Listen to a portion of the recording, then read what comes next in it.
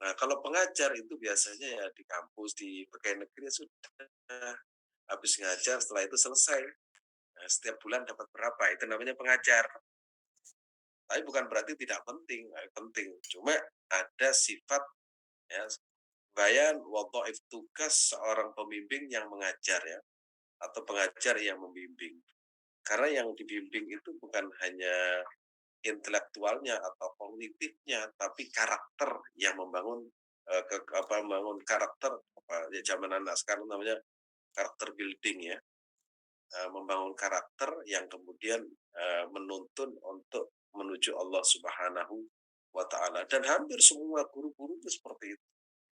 Pernah saya sampaikan, Kiai Abdul Hamid bin Abdullah bin Umar yang terkenal wali itu punya guru namanya Habib Asgaf. Ya. Habib Asgaf. Nah, di situ membimbing ya, membimbing menuntun untuk menjadi kekasih Allah Subhanahu wa taala. Nah, banyak guru saya termasuk itu punya guru namanya Habib Abdullah bin Abdul Qadir bin Faqih. Itu murid-muridnya, ya, murid-muridnya itu kalau menghadapi masalah itu kadang mimpi didatangi oleh gurunya. Kamu harus begini-begini. Ya, itu namanya guru sejati. Oleh karena itu, kita akan bahas pada pertemuan kali ini.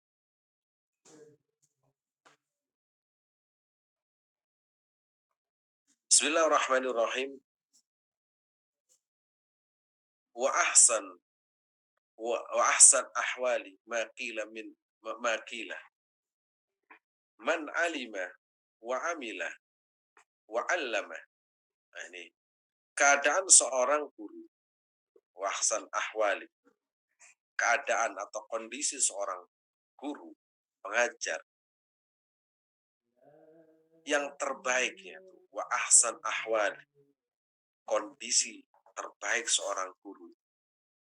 Maqila, maqila itu katanya, konon, dikatakan man yaitu orang alima wa amila wa allama, adalah orang katakan ini ada tiga.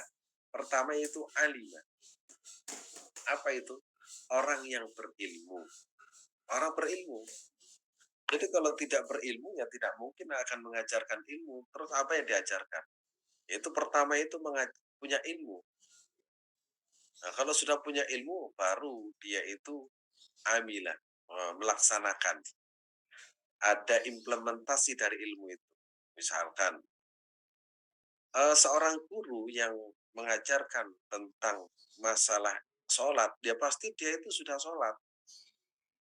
Nah, kalau hanya mengajarkan itu banyak di YouTube, ya kemudian di medsos cara sholat itu, tapi yang menulis belum tentu mereka itu mengajarkan, yang mengajar itu sholat, karena mereka itu copy paste dari orang lain kemudian diberikan, itu berarti hanya mengajarkan tapi tidak mengamalkan. Nah, mengajarkan tapi tidak mengamalkan, dan itu banyak kita temukan di mana-mana, sehingga teori ya, teori itu belum tentu dilakukan, tapi seorang guru itu sudah di sini disebut dengan alima wa amila. Nah, baru kemudian yang ketiga wa allama, dan mengamalkannya dan mengajarkannya. Mengajarkannya.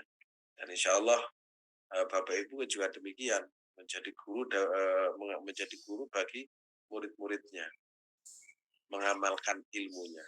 Nah, itulah yang disebut dengan fadzalikal ladzi yud'a fi malakutis sama. Itulah orang yang dinilai mulia di kerajaan tertinggi, yaitu dinilai mulia oleh Allah Subhanahu wa taala. Jadi penduduk langit itu dia terheran-heran terhadap orang yang mengajarkan ilmunya dan mengamalkannya. Itu terheran-heran karena apa?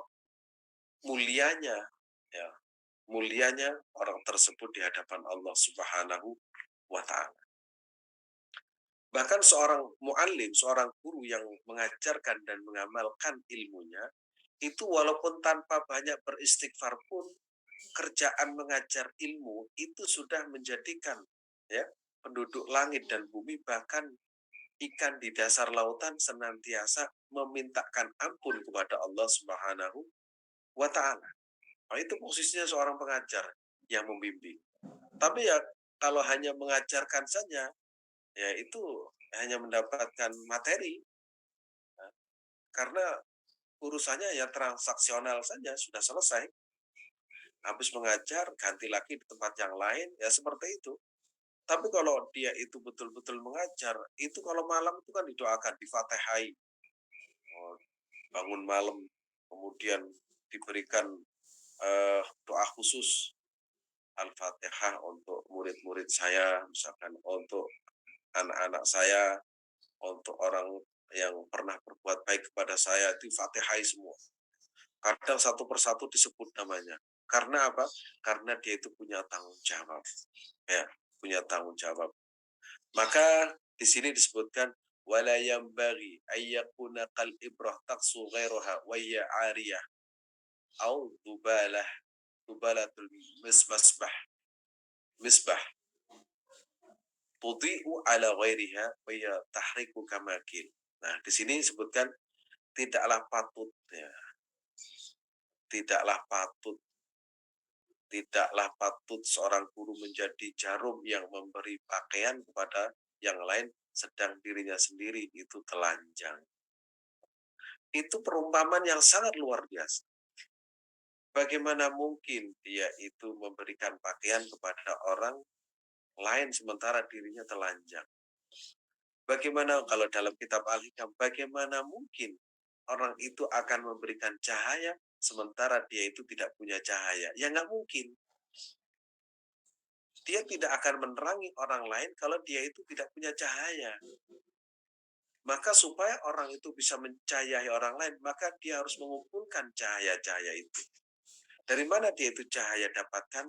Kalau dalam kitab Al-Hikam, maka dia itu membaca wirid dan pikir sebanyak-banyaknya, tahajud sebanyak-banyaknya, agar dia itu punya cahaya sehingga bisa menerangi orang lain. Nah, itu makanya sering saya sampaikan kitab Al-Hikam dan juga kitab Ihya itu ada tujuan yang sama. Nah, tujuannya itu sama. Jadi di sini orang yang telanjang itu tidak akan mungkin bisa memberikan busana kepada orang lain. Kalau busana cuma satu, bagaimana mungkin dia itu melepas bajunya kemudian diberikan orang lain? Pasti telanjang. Maka orang yang berilmu harus terus belajar dan berpikir munajat kepada Allah Subhanahu wa taala, mengajarkan ilmunya atau transformasi ilmu kepada orang lain sehingga dia itu tetap memiliki ilmu dan ilmunya bertambah dan bisa memberikan kepada orang lain. Kalau kita analogikan terhadap orang kaya itu bisa berbagi karena punya duit. Bagaimana orang miskin bisa berbagi hartanya? Karena dia sendiri tidak punya. Maka otomatis orang yang berilmu yaitu punya kewajiban mengajarkan dan mengamalkan. Maka posisi itulah yang kemudian di sini yaitu dikenal oleh penduduk langit. Pokoknya keren lah orang-orang yang seperti ini. Dan itu Rasulullah SAW mengajar apa namanya mencontohkan bagaimana mengajarkan kepada para sahabat. Ini atau seperti sumbu lampu yang menyinari lainnya sedangkan dia sendiri terbakar. Ya, ya sendiri terbakar. Itu perumpamaan ya. Nah, perumpamaan. Jadi jangan sampai apa namanya menerangi orang lain tapi dirinya sendiri terbakar. Itu diibaratkan dengan sirtu ka'annani dubabah nasobat tudhi'u linnasi wa tahriku. Ya, tahriku. Dan mudah-mudahan kita orang-orang yang mengajar itu bukan hilang ilmunya, bukan berkurang ilmunya, tapi bertambah. Karena dia itu punya, akhirnya ada yang diajarkan kepada orang lain. Kalau tidak punya, tidak akan ada yang diajarkan kepada orang lain. Kita lihat syair berikutnya. Kita lanjutkan slide berikutnya. Atasnya. Nah, sirtu ka'annani dubalah nasobat. Ya, ini nun ini ya, ini keliru tak. Sirtu, ya, sirtu aku telah menjadi sumbu yang dipasang kanan itu balah untuk menyinari manusia sedang dia sendiri terbakar. Jadi itu pengorbanan ya, pengorbanan seorang guru itu kadang ya seperti itu. Dia itu berusaha sekeras mungkin, kadang dirinya itu ya sakit tetap mengajarkan ilmu, kadang dirinya itu susah, dia tetap mengajarkan ilmu, karena dia itu punya tanggung jawab. Ya, punya tanggung jawab untuk mengajarkan ilmu Allah kepada manusia. Dan tidak boleh berharap sedikit pun misalkan, oh saya dapat berapa ya, itu nggak boleh. Ya nggak boleh. Tapi kita sebagai seorang murid, saya pun juga berusaha bagaimana bisa memuliakan guru. Bahkan saya pribadi, guru anak saya itu termasuk guru saya. Ya. Saya punya anak saya itu berguru kepada seorang guru belajar Al-Quran. Dan itu juga saya anggap itu guru saya. Saya punya kewajiban untuk memuliakan sebagaimana anak saya itu memuliakan gurunya. Dan itu dilakukan oleh ulama-ulama terdahulu. Akhirnya, pokoknya guru anak saya itu saya muliakan. Dan saya dulu punya teman yang seperti itu. Setiap pagi itu orang tuanya itu datang di sekolahan dan juga memuliakan guru-guru yang ada. Dan memang kewajiban kita itu seperti itu. Kita juga harus memuliakan guru anak-anak kita, karena itu termasuk guru kita. Jangan terbalik. Jangan terbalik. Terbalik bagaimana? Guru yang mengajari anak kita ketika kadang menjiwit, anak kita dijiwit, dilaporkan polisi. Gimana mau mendapatkan ilmu berkah? Gurunya saja itu kita intimidasi.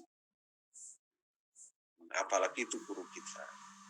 Jadi guru kita telah berkorban untuk semuanya, harus kita muliakan. Dan itu yang sedang saya lakukan. Saya berusaha memuliakan guru anak saya, dan itu termasuk guru saya juga. Malah saya bilang ke anak saya, nak, saya mau belajar juga ke Al-Quran kepada. Terus anak saya bilang, jangan Pak, nanti kalau sama-sama belajar satu guru nanti saingan. Ya sudah, nggak apa-apa. Yang penting saya memuliakan. Itu contoh ya. Dan itu saya temukan beberapa ulama seperti itu. Mereka itu anaknya di pondok, kemudian anaknya di pondok, dan dia sendiri memuliakan guru anaknya. Ini ya, mudah-mudahan kita semua yang menjadi guru yang senantiasa berkorban untuk anaknya, untuk muridnya. Terus kita lanjutkan. Tugas pertama seorang pengajar yang membimbing, ini tugas pertama. Asy-syafaqatu 'alal muta'allim wa ijra'uhu wa ijra'ihi wa majra', ini kurang ya. Wa majral, kurang ya ini. Nah, di sini asy-syafaqatu 'alal muta'allim wa ijra'uhu wa majral walad liqaulihi sallallahu alaihi wasallam. Nah, ini atasnya masih ada ini. Atasnya coba di atas. Wa man taqallada at-ta'lim ya. Wa man taqallada at-ta'lim faqad taqal amran 'aziman fayahfadhu adabahu wa wadha'ifahu. Ini etika seorang guru. Wa man, barang siapa yang mendalami dunia pengajaran, berarti telah menempuh jalan yang mulia. Oleh karena itu, nah di sini, oleh karena itu, falyahfad adabahu wa wadha'ifahu. Maka di sini ada kewajiban pertama, yaitu menjaga etika dan tugas yang menyertainya. Jadi betul-betul guru itu harus betul-betul istimewa perilakunya, sehingga zaman dahulu orang menyebut guru itu namanya digugu dan ditiru.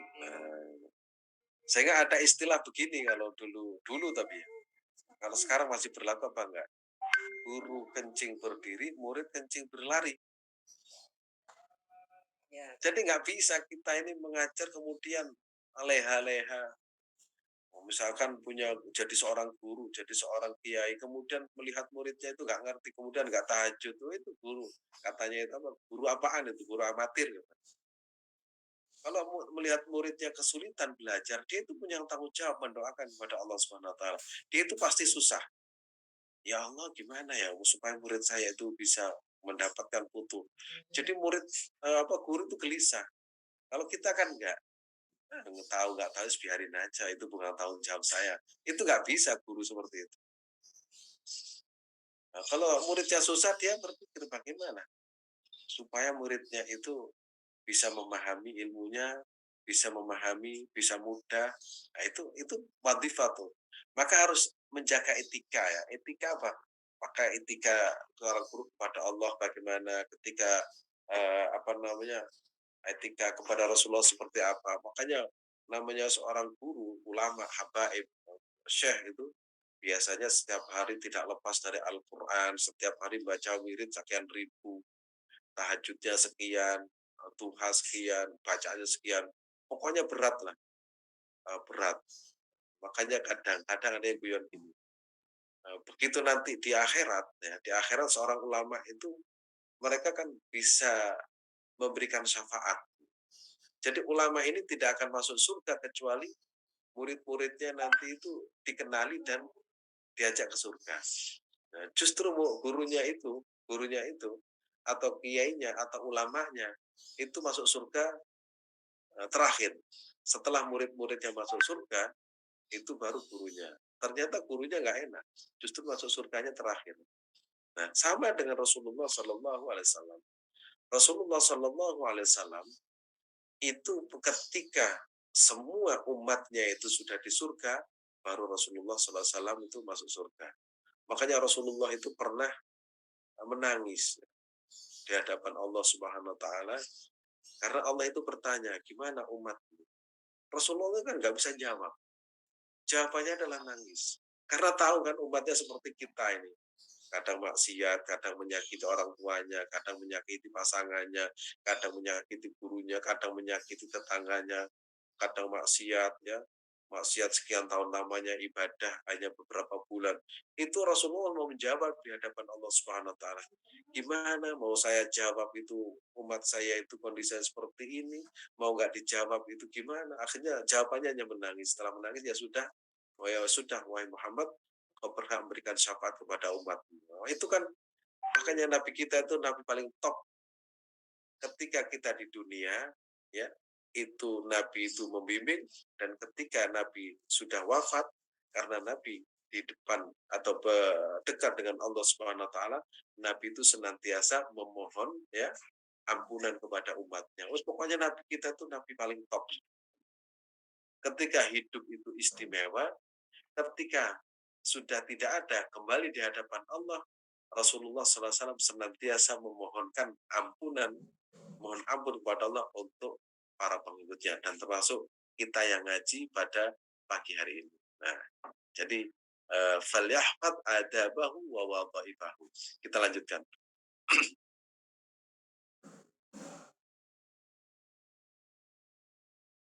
Pertama yaitu asyafaqatu 'alal muta'allim, ya.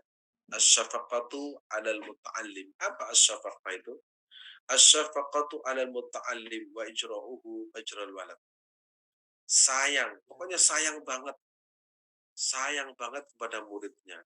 Nah, karena bentuk sayang itu, maka apa ilustrasinya itu seperti anak sendiri, ya anak sendiri. Jadi zaman dulu ya, kalau ada seorang guru mencubit muridnya itu karena ada rasa cinta, rasa sayang. Nah, kalau sekarang kan dilaporkan polisi karena penganiayaan, karena ya sudah gurunya itu akhirnya males itu. Tuh. Dan gurunya sendiri kadang itu ya memang transaksional, ya. Nah, makanya kalau tidak dibayar sekian bulan itu demo ya, karena memang mencari duit menjadi profesi. Ya, menjadi profesi. Kalau sudah menjadi profesi kan akhirnya berapa jam nilainya berapa. Nah, makanya para ulama termasuk Mbah Maimun Zubair itu kalau mengajar santrinya itu kan sungguh-sungguh. sungguh-sungguh. Karena apa? Ya karena itu adalah modal utama untuk mendekatkan diri kepada Allah Subhanahu wa taala. Karena memang tidak dibayar. Kalau di apa, kalau di tempat yang lain itu karena dibayar sehingga ada semacam, konstruksi berpikir gini, "Saya habis mengajar itu dibayar." Nah, tapi kalau tidak dibayar, itu kan semakin sungguh-sungguh karena itulah ladang ibadah. Jadi kiai-kiai itu punya punya apa, punya kebahagiaan di dalam mengajar muridnya karena disitulah dia itu berkorban, disitulah dia itu berdakwah, disitulah dia itu mengabdikan diri kepada Allah Subhanahu wa taala melalui proses pengajaran. Berarti di sini asyafaqatu 'alal muta'allim wa ijra'uhu wa majran wa majral, di sini itu adalah wa majra al walad. Nah, liqauli sallallahu alaihi wasallam karena ada dawuhnya Kanjeng Nabi Muhammad sallallahu alaihi wasallam, "Innama ana lakum kal walid liwalidihi." Sesungguhnya ya, sesungguhnya saya lakum untuk kalian kal walid liwaladihi. Seperti orang tua terhadap anaknya.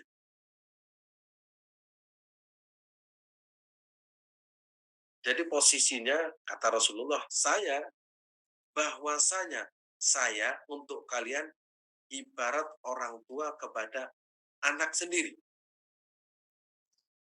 Sehingga saya menemukan berapa guru itu kalau memanggil gurunya itu abuya.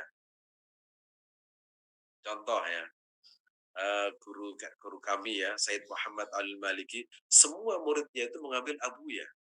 Abuya itu apa artinya? Bapak saya. Nah, kalau abi, bapakku, kalau abuya itu seperti artinya ayahanda. Nah, kita kalau memanggil ayah kita paling ayah, tapi begitu memanggil gurunya abuya, ayahanda. Beda karena apa? Ingin meletakkan bahwa betapa dekatnya seorang guru dengan murid. Abuya, abuya. Nah itu. Terus lagi ada guru kita namanya Ustadz Ihya Ulumuddin di apa namanya di Pujon. Semua muridnya memanggil Abi, Abi Ihya. Karena ini ada hadisnya.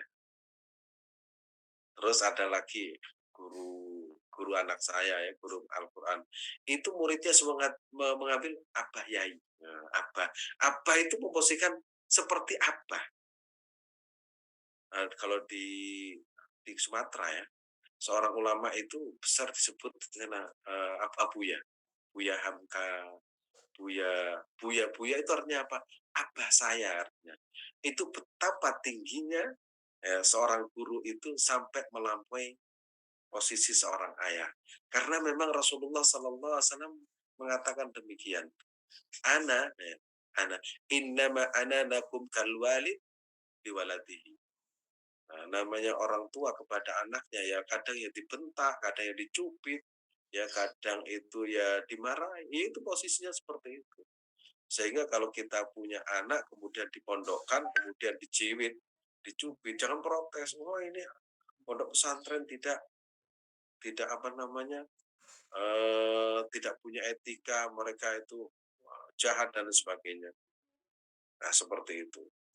Dan rata-rata ya rata-rata kalau sudah memposisikan diri sebagai ayah itu pasti muncul namanya asyafaqah, rasa kasih sayang itu muncul. Jadi sedih sekali kalau muridnya itu misalkan hafalan nggak hafal-hafal itu mencari cara bagaimana supaya mudah. Oh, kalau kita kan tenang aja, murid kita itu nggak bisa malah dikasih nilai. Nah itu kalau seorang abu ya itu nggak. Gimana ini caranya semuanya? Munajat, difatihai satu persatu muridnya.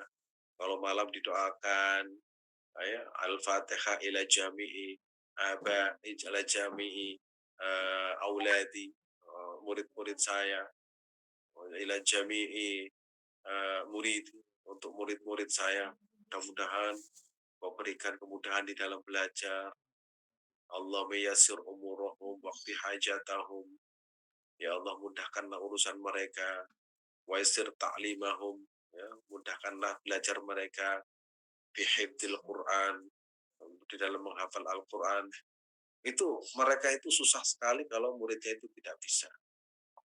Kenapa mereka begitu? Itu namanya asyafaqah, rasa kasih sayang. Karena sudah dianggap anaknya sendiri.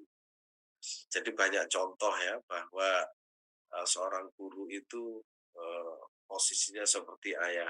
Tadi saya contohkan Said Muhammad Al-Maliki di Mekah almarhum, ya, itu semua muridnya itu mengambil Buya, Abuya. Saya sendiri kalau manggil juga Abuya. Kemudian Abi Ihya Ulumuddin sama, Abi. Kemudian muridnya guru anak saya itu namanya Abah Yai gitu. Nah, semuanya seperti itu ya.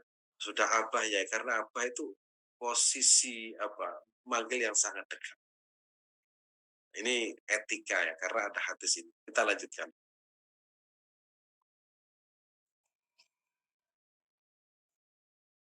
Nah, ini terusannya ya. Guru menjadi hakikat orang tua. Nah, ini bal huwa al-walid. Bahkan beliau itu guru adalah bapak alal haqiqah, bapak yang sesungguhnya. Kenapa dikatakan bapak yang sesungguhnya? Nah, itu kalau di pondok, mulai bangun tidur sampai tidur kembali, itu yang mendoakan siapa? Kadang orang tuanya. Orang tuanya itu santai-santai kan. Makanya saya sering menyampaikan kepada teman-teman, eh, kan sekarang itu banyak boarding school. Kemudian saya sedikit mempunyai pikiran yang menggelitik.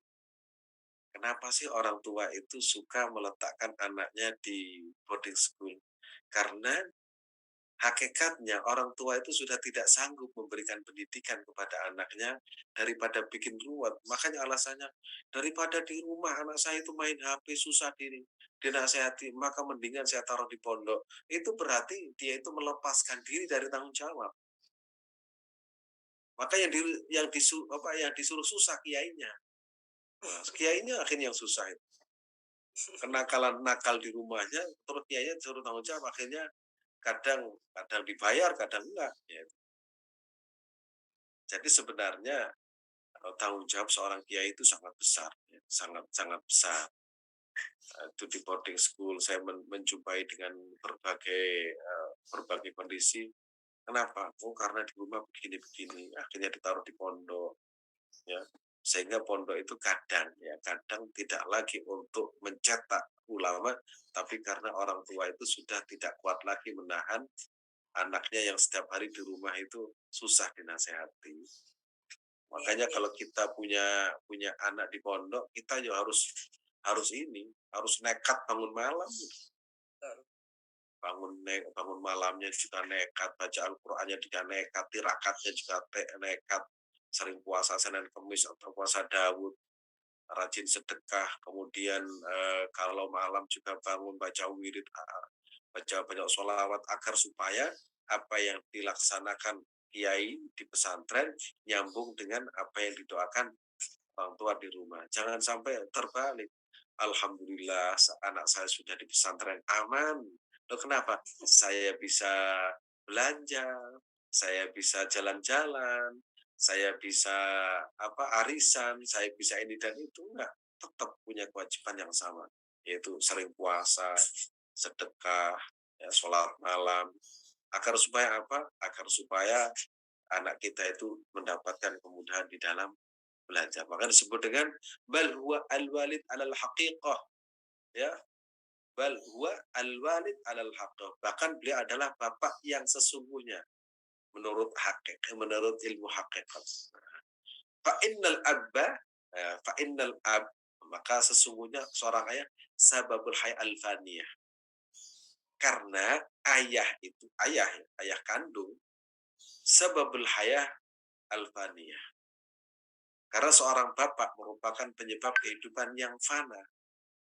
Nah, kalau bapak, ya bapak yang asli kita bapaknya ini, ya bapaknya kalau sudah anaknya itu ditaruh di pesantren, ya, tapi dia tidak punya kontribusi ilmu sama sekali, hanya mendidik, memberikan makan dan minum dan cukup itu, maka dia tidak punya kontribusi ilmu.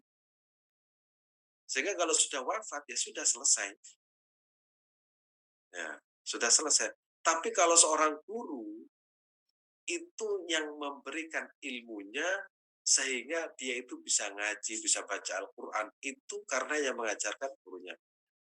Sehingga para ulama itu kadang mengajari anaknya sendiri. Diajari Al-Quran sendiri, termasuk ada di Mekah itu ada Said Muhammad itu anaknya itu diajari sendiri. Kan banyak ya orang dulu itu anak siapa gurunya itu ayahnya sendiri. Ya, gurunya itu ayahnya sendiri. Yang ngasih makan, yang mendidik, yang membimbing itu ayahnya sendiri. Sehingga menjadi orang alim tidak harus belajar kepada orang lain, cukup orang tuanya sendiri. Nah kita ini karena kita bukan orang alim, orang berilmu, akhirnya apa namanya, kalau bahasa kita dadak nih ya, anak saya nggak bisa apa, saya taruh, yang penting anak saya pulang sudah pinter. Nah, itu kadang yang transaksional, sehingga saya sering mendengar sekolah itu diprotes. Kenapa anak saya begini-begini? Kenapa anak saya begini-begini? Kok nggak bisa ngaji? Nah, anaknya tidur terus di mana, di pondok itu, makanya nggak bisa ngaji. Nah, yang seperti ini adalah kewajiban kita semua. Jadi orang tua punya punya tujuan yang sama atau visi dan misi sama dengan gurunya. Nah ini fa'innal ab sababul haya al-fani' wal muta'alim sababul haya al-baqiyah. Sedangkan seorang guru ya wal muta'alim itu menjadi sebab kehidupan yang abadi. Walidzalika yuqaddimu haqqahu ala haqqal abawain. Oleh karena itu hak ya hak nah, itu harus dikedepankan. Hanya seorang muallim itu harus dikedepankan daripada hak seorang ayah. Nah, di sini ya, posisi seorang guru itu sangat istimewa bagi Imam Al-Ghazali. Sehingga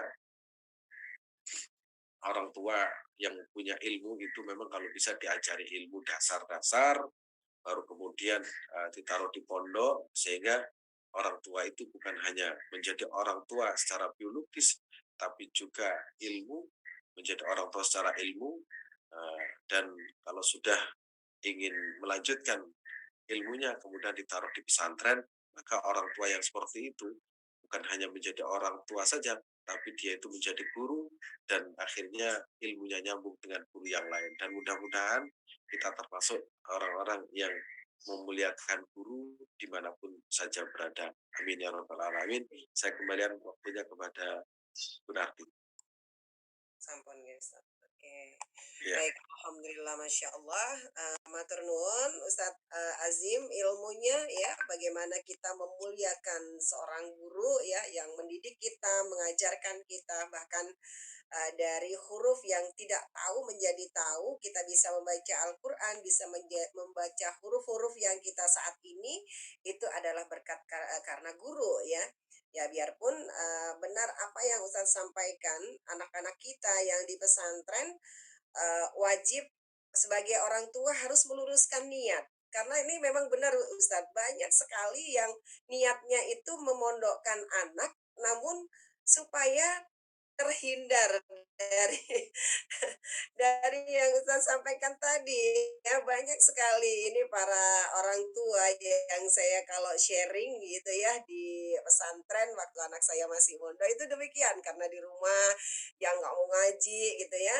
Nah, hal yang terpenting tadi yang saya highlight adalah benar yang Ustaz sampaikan, anak kita semuanya kita pesantrenkan, sedangkan orang tuanya di pesantren mereka jam 2:30 sudah diubrak-ubrak untuk bangun sholat tahajud, hajat, dan taubat segala macam gitu ya. Namun kita harus bersinergi sebagai orang tua, harus seimbang. Kita ngimbangin juga sehingga mereka bisa menerima kalau salah satu kiai yang di anak-anak saya menyantri gitu ya, gimana mau menerima ilmu kalau orang tuanya sendiri tidak mau mendoakan gitu ya. Nggak mau ikut bangun malam gitu ya. Jadi anaknya ya susah menerima ilmu juga gitu. Nah, ini ternyata ada rentetannya dengan orang tua juga ya. Jadi kalau kita menyerahkan sepenuhnya ke pesantren bukan berarti kita lepas Bapak Ibu, ya. Demikian ya. Dan bagaimana hormat etika kita ya kepada seorang guru, ya kita memuliakan beliau. Ya, wabil khusus alhamdulillah di pagi hari ini kita sudah bersama-sama guru kita bersama. Baik Ustadz, ini saya izin membacakan pertanyaan yang ada di Zoom terlebih dahulu. Oke, sebelum ini Ustadz materinya apakah boleh di-share ke jamaah karena tadi ada huruf Nah, nanti ada huruf yang di revisi kurang, ya? Baik, ijra'uhu itu tadi kurang kurang ya, wawunya. baik. Baik Ustadz, ini ada pertanyaan dari apa ini? Bagaimana dengan Ustadz Kiai yang sering bicaranya kotor dan tindakannya bertentangan dengan syariat Islam? Apakah masih perlu dianut dari Bunda Dia?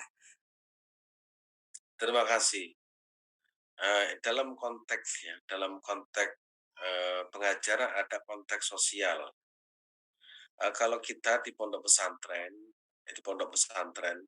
kewajiban seorang guru itu mengajarkan ilmu dan memberikan contoh. Makanya disebut dengan ya, di dalam kalimat itu, dalam redaksinya itu bunyinya begini. Man alima wa amila wa allama. Redaksinya seperti itu. Nah, kalau ada kiai yang atau siapa sajalah yang isinya ceramahnya itu hanya membakar ya, membakar sosial, mereka itu hanya menebarkan fitnah, saling menebarkan kebencian, ya nggak usah diikuti. Makanya saya sering menyampaikan, jangan sampai lisan ini ya ketika berceramah itu banyak kebun binatang keluar dari lisan kita. Karena nanti yang menyaksikan itu banyak orang. Akan muncul persepsi, loh kok seperti itu? Nah, itu bukan masuk kategori yang pertama, man alima wa amila. Nah, misalkan berkata-kata kotor itu nggak boleh ya, nggak boleh. Berarti kalau kita berkata-kata kotor, berarti tidak mengamalkan ilmu, maka tidak perlu diikuti. Tapi tidak perlu membenci mereka. Ya, tidak perlu membenci. Karena kebencian itu akan menutupi batin kita. Ya tidak cocok sih apa-apa lah. Namanya manusia nggak cocok itu sudah biasa. Tapi jangan kemudian kita membenci. Akhirnya hati kita itu kotor nanti. Tidak cocok itu biasa. Mengkritik dalam zaman dulu itu sudah biasa.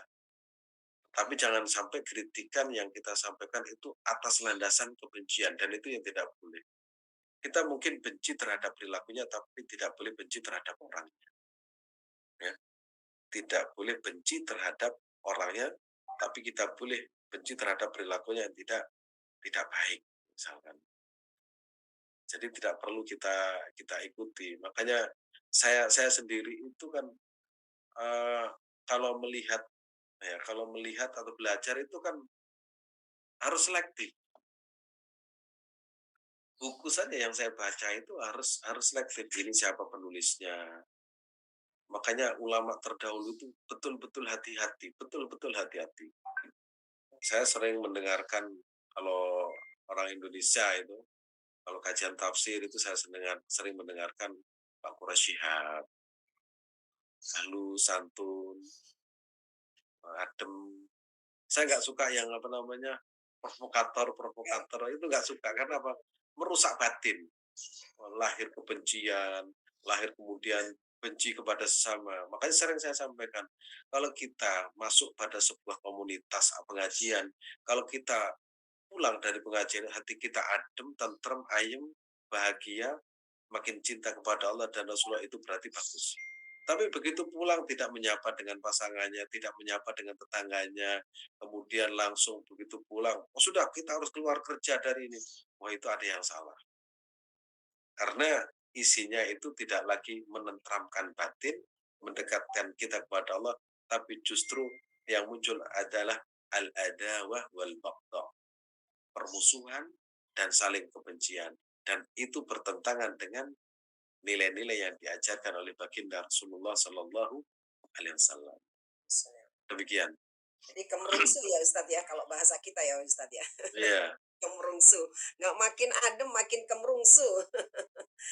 Oke, selanjutnya nih Ustadz, bagaimana pertanyaan untuk dari Bunda Yulianti. Ustadz, mohon wejangannya, bagaimana kita sebagai seorang ibu bisa melakukan berbagai macam ijazah wiritan, amalan yang lainnya sehingga tidak mengganggu tugas sebagai seorang ibu rumah tangga. Mungkin beliaunya dari segi banyak berbagai tanggung jawab seorang ibu, bagaimana cara untuk bisa mengamalkan pula gitu Ustadz mungkin. Monggo Ustadz. Sebenarnya gampang ya kalau kita itu punya keinginan. Yang penting begini, kalau kita sebagai orang tua yang punya anak atau cucu yang sedang belajar, pokoknya setiap malam tahajud sudah. Pokoknya tiap malam itu tahajud walaupun 2 rakaat istiqomah. Setelah itu kita baca wirid-wirid itu sesuai dengan kemampuan kita. Sambil misalkan sambil masak, sambil bikin sambel, sambil apa namanya, goreng tempe dan lain sebagainya, itu sudah dibaca saja. Tapi malamnya insya Allah kalau kita tahajud itu tahajud itu semacam ini. Eh, Apa ya namanya? Kalau vaksin itu vaksin yang pertama, ada kedua, kemudian ditambahi wirid, zikir dan sebagainya. Pokoknya siapapun yang punya anak sedang belajar, jangan pernah meninggalkan tahajud. Bukan berarti kalau nggak punya anak nggak tahajud, bukan ya. Eh, tapi tahajud itu walaupun tidak wajib, tapi untuk membangun kekuatan spiritualitas kita dan itu bukti cinta kita kepada Allah dan kebutuhan kita kepada Allah Subhanahu wa taala. Dengan niatan tentu saja mengikuti apa yang diajarkan oleh baginda Rasulullah Sallallahu Alaihi Wasallam. Itu saya temukan itu orang-orang yang top-top itu ternyata kalau malam itu nggak pernah meninggalkan sholat tahajud dan wirid. Ya wirid yang kita mampu apa? Yaitu yang kita istiqomahkan. Tapi tidak harus sambil duduk, sambil jalan, sambil nyetir, sambil nyambel dan sebagainya itu bisa. Demikian.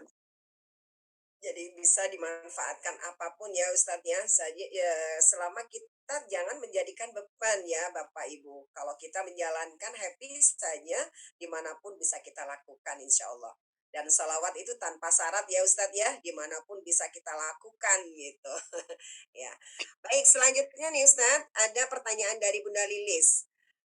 Pak Ustadz tanya, dulu anak saya di pesantren, tapi hasilnya tidak sesuai dan tidak yang tidak saya inginkan. Melakukan, sholat juga jarang, tidak nurut sama orang tua. Apakah ini salah pesantrennya? Wow. Nah, ini ada kaitannya tadi ya, saya sebutkan tadi ya. Monggo Ustadz langsung dijawab kemawon, monggo. Memang begini ya, Imam Abu Hanifah Imam Abu Hanifah itu mau memondokkan anak, itu harus istikharah dan istikharahnya bukan sekali dua kali, berkali-kali sampai menemukan guru yang sesungguhnya. Karena guru otomatis ya kaitannya dengan pondok pesantren itu menurut dalam kitab yang ditulis oleh Imam Sarah Muslim, inna hadzal ilma dinun fanzur amman ta'khuduna dinah. Sesungguhnya ilmu itu adalah agama. Fanzur amman ta'khuduna dinah. Maka lihatlah dari mana kalian dapatkan ilmu itu. Nah, kalau sudah kita menemukan pesantren yang pas, kemudian gurunya juga pas, kemudian hati kita mantap, nah baru kita masukkan di pondok pesantren tersebut. Adapun kemudian setelah di pondok itu, ya setelah di pondok, kemudian keluar dari pondok kan tidak semua jadi ulama ya, tidak semua jadi kiai misalkan, tidak semua jadi ustadz, bisa jadi menjadi pengusaha. Tapi minimal landasan atau dasar-dasar ilmu agama di pondok itu pernah masuk dalam hatinya. Suatu saat kalau misalkan pernah melakukan maksiat atau lupa dengan ajaran-ajaran di pondok pesantren, nanti kalau sudah tua itu tahu bagaimana cara bertobat. Gitu. Contoh begini, kita di Korea, ya, punya saudara banyak di Korea, Korea Selatan bukan Korea Utara, di Hong Kong. Itu rata-rata anak pondokan, pondok pesantren dulu pernah mondok karena kesulitan ekonomi, akhirnya mereka itu pergi ke Hong Kong. Nah, di sana ternyata justru bikin masjid ya. Ada mahasiswa kita itu di Jerman, di Amerika, mereka pun di pondok pesantren. Yang namanya anak muda ya, mereka hidup ala Amerika ya, itu pacaran dan sebagainya. Justru pacaran kemudian pacarnya masuk Islam. Wah, ya seperti itu kita tidak pernah menduga yang seperti itu. Karena mereka itu punya landasan ilmu agama. Sehingga dalam kondisi apapun tetap ingat Allah Subhanahu wa taala. Maksiat ya kadang ya memang maksiat, tapi bukan berarti dia itu keluar dari Islam. Sehingga ada satu lagu itu yang saya suka, itu lagunya Ebit, Aku Ingin Pulang itu. Sering saya. Ternyata di situ dulu dia itu pernah rajin puasa, rajin sholat, rajin ibadah, terus berangkat ke Jakarta karena kehidupan yang begitu menggiurkan. Kok saya seperti ini ya? Akhirnya rindu seperti masa-masa yang lalu. Nah, kadang karena apa? Ada basic yang ditanamkan oleh orang tuanya. Makanya itu bukan berarti ada kesalahan pondok pesantren. Insya Allah landasan sudah ada, walaupun nanti ya apa namanya pernah melakukan perbuatan-perbuatan yang dilarang Tuhan. Itu kalau punya landasan agama yang pasti akan merindukan Tuhannya suatu saat nanti. Maka itu yang disebut dengan kembali kepada Allah Subhanahu wa taala. Ya Allah, aku telah bermaksiat. Makanya dalam kitab Al-Hikam pernah saya sampaikan begini kan, orang yang bermaksiat lantas tobat kepada Allah Subhanahu wa taala, mengakui atas kesalahan-kesalahannya di hadapan Allah, itu jauh lebih baik daripada orang yang ahli ibadah namun bangga dengan ibadahnya. Sebab orang yang bangga dengan ibadahnya, dia itu lupa kalau dia itu bisa ibadah itu atas pertolongan Allah. Sehingga itu yang disebut dengan taat. Di dalam ketaatan itu ada kemaksiatan. Dia itu kelihatannya ibadah, tapi dia itu menyombongkan ibadahnya sehingga menganggap yang lain itu lebih rendah dari dirinya.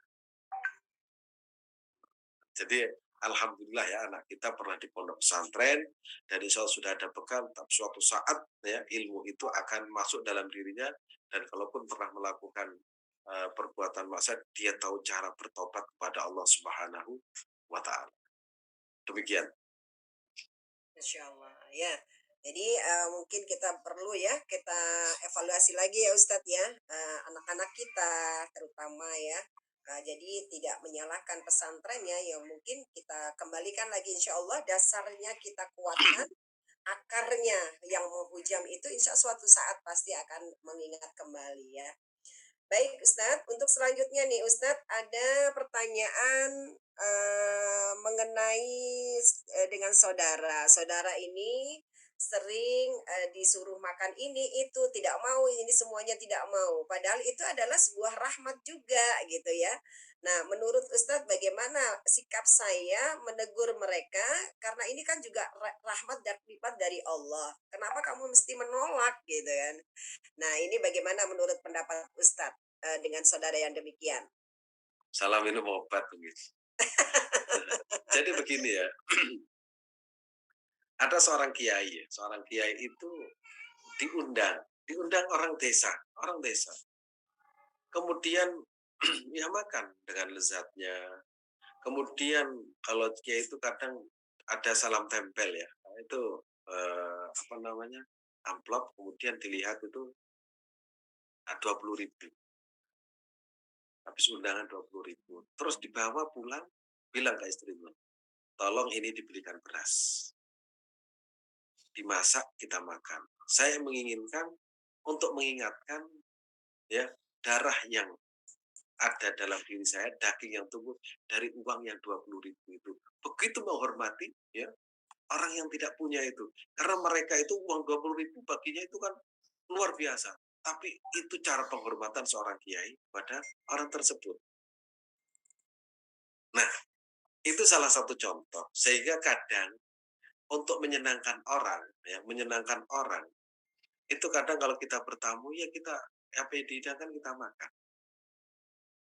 Karena itu cara kita untuk memuliakan orang itu seperti itu, ya.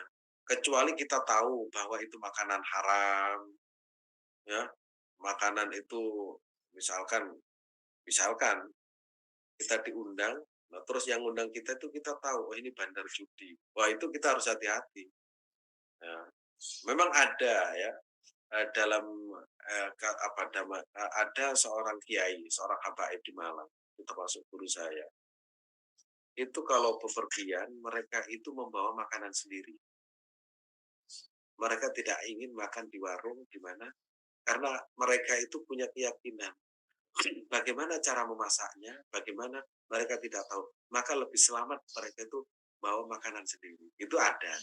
Tapi kalau di tempat saudara itu saya kira ya inilah apa namanya agak kata sekarang apa lebay ya lebay lah.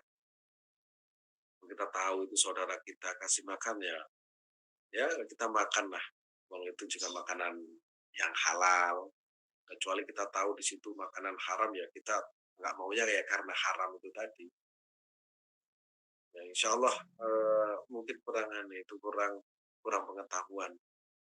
Ya, Iya. mudah-mudahan ada Setelah pengetahuan. ini ada ya, ya Ustadz ya, bisa diluruskan obatnya ya. Atau kalau bila perlu dijeburkan di kajian kita ya Ustadz ya, itu akan lebih baik ya. Jadi orang lain yang menyampaikan itu biasanya lebih afdol daripada saudaranya sendiri gitu ya. Nah, kalau mungkin lebih lebih trust ke orang lain. Baik Ustadz, terkait ini Ustadz, saya mungkin berbeda dengan pertanyaan yang tidak ada kaitannya di pagi hari ini, namun ini juga saya sering mendengar ya di bulan Rajab ini ya Ustadz ya. Ini kan banyak amalan-amalan yang kita lakukan gitu ya, bisa beliau mau duduk. Oke. Seperti Robin Firly, Warhamni wa tub gitu ya. Itu kita amalkan selama 70.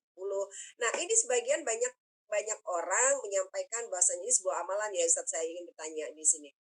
Nah, bahwasanya dalil bulan Rajab itu adalah dalilnya doif ya. Nah, sedangkan kalau menurut saya amalan-amalan itu sudah dilakukan juga oleh para ulama-ulama kita. Menurut Ustadz bagaimana nih supaya saya clear gitu Ustadz di bulan Rajab Terima ini? kasih. Selama zikir itu bagus, kita amalkan kapan saja dan di mana saja. Saya pernah menyontohkan begini. Kemarin saya khutbah. Orang sering memperdebatkan misalkan jumlah rakaat sholat. Ada dalil itu secara umum, ada dalil secara khusus. Misalkan puasa Rajab. Ya, puasa Rajab itu dalilnya umum, yaitu puasa di bulan Ashurul Hurum. Nah, Rajab itu termasuk puasa apa bulan yang disebut masuk di dalam 4 bulan suci tadi itu. Maka kalau kita puasa di bulan Rajab berarti masuk melaksanakan sunnah Nabi itu puasa di bulan 4 bulan suci tadi itu. Itu dalil secara umum. Itu nggak perlu misalkan ditahsis, di spesialis nggak usah. Kenapa puasa Rajab? Karena Rasulullah menyarankan puasa di bulan, yaitu tadi bulan yang disebut dengan 4 bulan istimewa, yaitu termasuk di dalamnya adalah bulan Rajab. Nah, adapun amalannya apa? Ya semua zikir-zikir yang kita baca, selama di situ adalah mengagungkan Allah Subhanahu Wa Taala, kenapa harus kita memikirkan ini doif atau tidak? Saya contohnya begini, kalau kita cari dalilnya mungkin doif ya, tapi saya ingin mengajak cara berpikir begini. Setelah sholat itu kita kan diajarkan untuk zikir ini, zikir ini. Zikir itu kan mengingat Allah Subhanahu Wa Taala. Setelah sholat kita main HP boleh. Setelah sholat kita kencing juga boleh. Setelah sholat kita juga ngomong-ngomongan juga boleh. Setelah sholat kita buka HP boleh, omong-omongan boleh, ke kamar mandi boleh. Lah kenapa kita mengingat Allah dilarang? Loh kita setelah sholat itu mengingat Allah. Kenapa? Kita mau mengingat Allah saja dilarang. Nah sedangkan main HP tidak dilarang. Ini kan nggak perlu dalil kan yang seperti ini. Lah kita kenapa zikir tak dilarang, sementara main HP tidak dilarang? Alasannya nggak ada dalilnya. Lah memang main HP ada dalilnya. Kita nggak perlu dalil yang seperti ini. Kita hanya memerlukan kita zikir kepada Allah. Apakah zikir kepada Allah itu harus kita cegah? Sedangkan ketika kita usai melaksanakan sholat di bulan Rajab itu adalah bulan-bulan untuk mengingat Allah. Apakah kemudian jangan mengingat Allah di bulan Rajab? Kan sama dengan seperti itu. Misalkan zikir hasbunallah wa ni'mal wakil di bulan Rajab. Jangan zikir itu. Berarti kita nggak boleh mengingat Allah di bulan itu. Nah, gitu. Jadi logikanya sederhana. Bahwa zikir kita zikir itu adalah mengingat Allah. Berarti mengingat Allah itu jumlahnya tidak terbatas. Waktunya kapan saja boleh saja. Nah, setelah sholat kita melakukan itu di bulan Rajab, nah sama. Sehingga kalau kita melarang orang berzikir, berarti kita melarang orang mengingat Allah Subhanahu wa taala. Berarti kan dosa. Kita melarang. Jangan mengingat Allah. Kan nggak boleh seperti itu. Kalau kita orang Islam itu kalau bisa nafas kita yang keluar itu hanya menyebut nama Allah Subhanahu wa taala. Yang tidak boleh itu misalkan ya, mengingat Allah di kamar mandi, zikir, ya. Puasa yang tidak dibolehkan itu yaitu puasa pada bulan yang hari yang dilarang. Itu memang dilarang memang. Nah, selama tidak ada larangan, misalkan zikir, misalkan baca Al-Fatihah setelah sholat. Nah, Al-Fatihah itu kan mengingat Allah. Kenapa kita tidak boleh mengingat Allah? Nah, memang ada larangan setelah sholat tidak boleh mengingat Allah. Itu kalau kita dicarikan dalil-dalil itu yang dipaskan itu mungkin tidak pas. Tapi kita lihat dalil secara umum bahwa pada bulan suci Rajab itu kita memang diperbolehkan mengingat Allah sebanyak-banyaknya. Kapan saja, pagi boleh, siang boleh, malam boleh, habis tahajud boleh. Puasa juga demikian. Puasa Rajab itu masuk pada perintah Allah, perintah Rasulullah SAW, puasa di bulan suci Ashurul Hurum, yaitu 4 bulan suci, termasuk yaitu bulan Rajab dan Sya'ban. Hanya saja para ulama mengatakan jangan puasa di bulan Rajab itu penuh, artinya itu selama sebulan penuh. Biar ada bedanya dengan Ramadan. Demikian. Nggak puasa juga nggak apa-apa. Nggak zikir juga nggak apa-apa. Tapi jangan melarang orang mengingat Allah. Jangan melarang orang berpuasa. Gitu. Iya, Ustaz. Baik, Ustaz. Masya Allah ya. Jadi kadang-kadang orang kita tidak paham hanya berkutik itu adalah dalilnya doif doif, tapi tidak dikaji lebih dalam lagi gitu ya Ustaz ya. Masya Allah. Alhamdulillah. Baik Ustaz, ini masih ada pertanyaan lagi boleh disampaikan atau sudah cukup Ustaz? Silakan, silakan. Oke. Baik, ini Ustaz, pertanyaan berikutnya dari Bunda Retno. Sebaiknya untuk anak perempuan, kita menyantrikan anak kita itu usia berapa Ustaz? Nah, monggo langsung. Tergantung sih, tergantung. Kalau saya dulu itu dengan istri saya, anak kita dipondokkan jangan, kasihan masih kecil. Karena saya punya pikiran begini, orang itu kan ini kontekstualnya. Saya melihat ada anak dipondokkan mulai kecil, kemudian begitu usia SMA, SMP mereka itu nggak mau karena kapok. Apa di pondok nggak enak di sana. Oh ini pelajaran bagi saya. Bagi saya itu pelajaran. Oh, gitu ya. Akhirnya mereka itu seolah-olah sudah terlalu lama di pondok. Akhirnya malas belajar. Nah, itu. Ada juga yang sebaliknya. Ini mumpung musik kecil dipondokkan nanti kalau sudah gede nggak mau. Karena kalau kita memondokkan anak itu sebenarnya bukan memisahkan kita dari anak kita, tapi bagaimana anak kita itu mau belajar. Kan intinya kan belajar ilmu.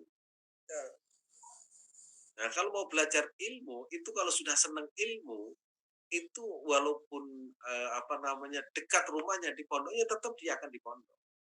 Karena yang dicari itu adalah ilmu. Nah, sementara ini tadi saya sampaikan, saya singgung, orang memondokkan anak itu kadang, wah gimana ini pergaulannya ini di rumah itu bebas ini. Akhirnya dipondokkan aman. Berarti dia itu tujuannya untuk mengamankan anaknya dari pergaulan tadi itu. Padahal mondok itu tujuan intinya adalah mendapat belajar ilmu. Saya kalau belajar ilmu akhlaknya terjaga. Nah, jadi kalau umur itu ya tergantung ya kontekstual ya mana kira-kira pasnya mana. Tapi yang jelas ya di samping mendapatkan ilmu kalau di pondok itu akhlak kita memang terjaga, ya moral kita terjaga.